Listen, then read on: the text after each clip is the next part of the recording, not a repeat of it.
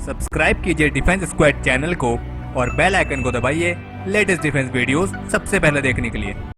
Hello friends, स्वागत है आपका डिफेंस ज्ञान सीरीज के एक फ्रेश एपिसोड में। जैसा कि हमने आपको अपने पिछले डिफेंस अपडेट में बताया था कि भारत एक नई रणनीति के साथ न्यूक्लियर सप्लायर्स ग्रुप यानी कि एनएसजी में प्रवेश पाने के लिए आगे बढ़ रहा है। लेकिन क्या आप जानते हैं कि ये एनएसजी क्या है और अगर भारत को इसमें प्रवेश मिल जाता है तो इससे भारत को क्या क्या फायदे हो सकते हैं। तो आज के एपिसोड में हम इसी के बारे में बात करेंगे।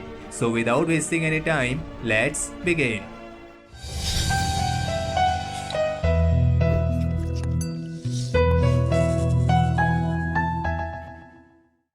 तो सबसे पहले ये जानते हैं कि एनएसजी क्या है।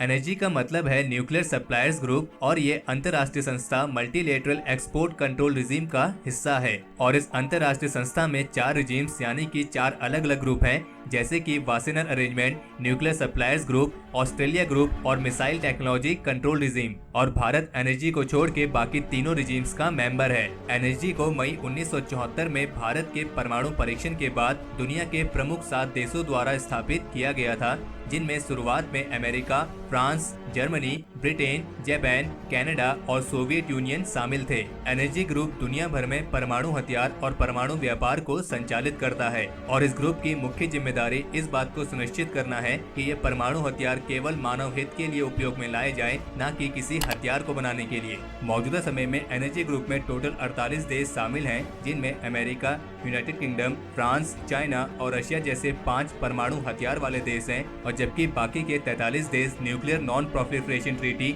यानी कि परमाणु अप्रसार संधि पर साइन करने वाले देश हैं। इस ग्रुप में मौजूद सभी देश परमाणु ऊर्जा में लगने वाले सामान का आयात निर्यात कर सकते हैं और उन्हें किसी भी लाइसेंस की जरूरत नहीं होती है। एनएसजी की गाइडलाइंस के अनुसार यह ग्रुप इस बात को भी सुनिश्चित करता है कि शांतिपूर्ण उद्देश्यों के लिए परमाणु व्यापार, परमाणु हथियार और अन्य परमाणु विस्फोटक उपकरणों का आयात निर्यात हो सके और साथ ही अंतर्राष्ट्रीय व्यापार और परमाणु क्षेत्र में नए प्रयोगों में कोई परेशानी न आए। तो चलिए अब ये जानते हैं कि भारत को एनएसजी ग्रुप की मेंबरशिप क्यों चाहिए और आखिर भारत इस ग्रुप में प्रवेश पाने के लिए इतनी कोशिशें क्यों कर रहा है। तो हम आपको बता दें कि मौजूदा समय में भारत में न्यूक्लियर रिएक्टर्स को चलाने के लिए पर्याप्त मात्रा में यूरेनियम उपलब्ध नहीं है और देश में न्यूक्लियर रिएक्टर्स बढ़ाने के लिए हमें नियमित रूप से यूरेनियम का आयात चाहिए। और अभी एनएसजी का मेंबर न होने की वजह से भारत बहुत से परमाणु संबंधी उत्पादों का आयात नहीं कर पाता है और अभी सिर्फ ऑस्ट्रेलिया और कनाडा के पास ही ये अधिकार है कि वे यूरेनियम एनर्जी मेंबर से अलग दूसरे देशों को भी दे सकते हैं और अगली पीढ़ी के रिएक्टर्स के लिए यूरेनियम अधिक मात्रा में चाहिए और इसके लिए रशिया और फ्रांस से भी बात की गई है, लेकिन एनर्जी ग्रुप द्वारा उन्हें ये अधिकार नहीं दिया गया है। तो चलिए अब ये जानते हैं कि अगर भारत इस ग्रुप में प्रवेश पाने में कामयाब हो जाता है तो इससे भारत को क्या क्या फायदे हो सकते हैं। तो इसका सबसे पहला फायदा तो भारत को ये होगा कि यूरेनियम का रेगुलर आयात होने लगेगा। परमाणु केंद्र के द्वारा बिजली का उत्पादन आसान और अधिक मात्रा में होगा और मेंबर बनने के बाद भारत को ये सुनिश्चित करना होगा कि वे इस ऊर्जा का उपयोग अच्छे व स्वच्छ स्रोत के लिए कर रहे हैं। इसका मेंबर बनने के बाद न्यूक्लियर एनर्जी से जुड़ी हर तकनीक और यूरेनियम भारत बिना किसी समझौते के सदस्य देशों से हासिल कर सकेगा और इसके साथ ही भारत का कद एशिया में और ऊपर उठेगा। और इतना ही नहीं, भारत की अंतर्राष्ट्रीय पहचान भी बढ़ेगी। एनर्जी का हिस्सा बनने के बाद भारत को दूसरे देश की अत्याधुनिक टेक्नोलॉजी से सीखने को मिलेगा, जिससे भारत की टेक्नोलॉजी भी विकसित होगी। एनर्जी मेंबर्स को न्यूक्लियर रिएक्टर्स निर्यात किए जा सकते हैं और नई टेक्नोलॉजी के उपयोग के साथ भारत परमाणु ऊर्जा उपकरणों के उत्पादन का कॉमर्शलाइजेशन भी कर पाएगा। इससे आर्थिक व रणनीतिक लाभ होगा। जैसे अभी भारत श्रीलंका को न्यूक्लियर एनर्जी के बारे में ट्रेनिंग देता है और अगर भारत को न्यूक्लियर पावर के लिए एडवांस टेक्नोलॉजी मिल जाती है तो विकसित नए न्यूक्लियर्स बनेंगे, जिसे हम बांग्लादेश, श्रीलंका आदि को बेच सकते हैं। एनर्जी का मेंबर बनने के साथ ही भारत के लिए मिसाइल और सैटेलाइट्स का निर्माण करना आसान हो जाएगा और साथ ही भारत को और न्यूक्लियर परीक्षण किए जाने की भी आजादी मिल जाएगी। और इसके साथ ही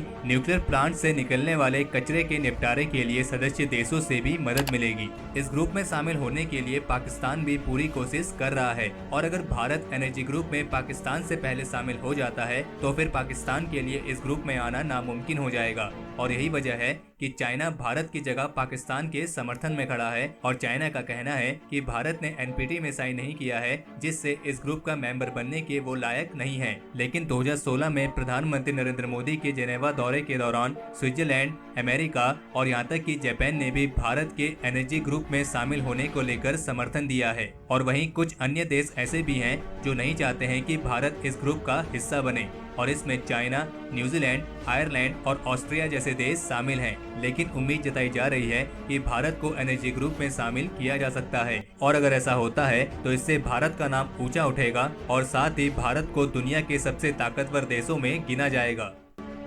तो हमारे आज के इस एपिसोड के लिए इतना ही। अगर इस वीडियो को लेकर आपका कोई सुझाव या सजेशंस हो तो उसे कमेंट सेक्शन में शेयर जरूर करें, और अगर आपको ये वीडियो पसंद आई हो तो इस वीडियो को लाइक करें और अपने फ्रेंड्स के साथ शेयर करें। और अगर आपने अभी तक चैनल को सब्सक्राइब नहीं किया है तो चैनल को सब्सक्राइब करना ना भूलें।